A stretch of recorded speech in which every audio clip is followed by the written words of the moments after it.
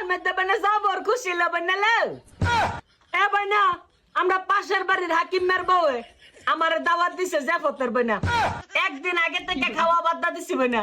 দুইটা বাড়ি লয়ে আলাইছি দু তিনটা খাইয়ে আমু আবার লইয়ে আমু